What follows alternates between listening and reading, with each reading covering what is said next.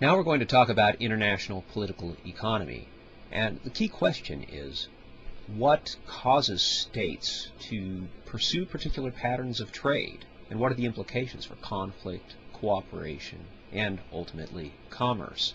Now, I'm sure some of you have probably read about absolute advantage, comparative advantage. I want to simplify these theories into three major approaches when we talk about international trade. The first perspective is mercantilism. It suggests that countries use trade in order to maintain a power advantage versus other countries.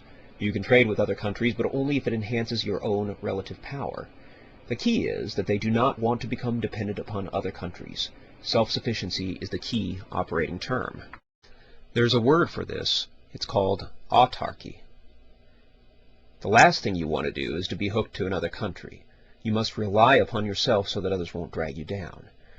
This was the strategy of choice for most governments prior to and during most of the 19th century, and it still has appeal for many groups and political parties today in many forms.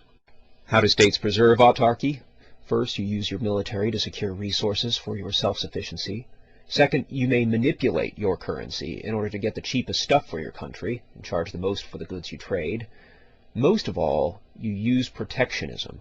You raise the prices of foreign goods to encourage your own citizens to buy your country's goods.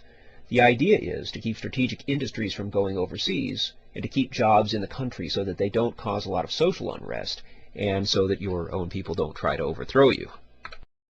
The second approach is liberalism, or more precisely, economic neoliberalism. Now, when I'm using the term liberal, I'm not talking about Democrats. In fact, a lot of Republicans believe in this philosophy as well. What I'm really talking about are the people who follow Adam Smith's sort of invisible hand of the market idea. With liberalism, you want to let the market rule trade, which means that we eliminate tariffs, trade barriers, all forms of protectionism.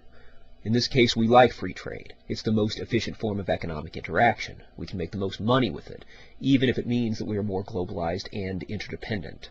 What you do is engage in free economic transactions as much as you can and specialize in the products you do best. This is most associated with the idea of comparative advantage. The third approach is Marxism. Marxism argues that neoliberalism creates a situation where the rich get richer and the poor can't keep up. Thus, developed states and multinational corporations exploit weaker states for their resources and cheap labor. By putting the worker first, Marxism seeks to compensate for the reinforced economic disparities and the displaced jobs that pervade liberalism. In this way, it's like mercantilism.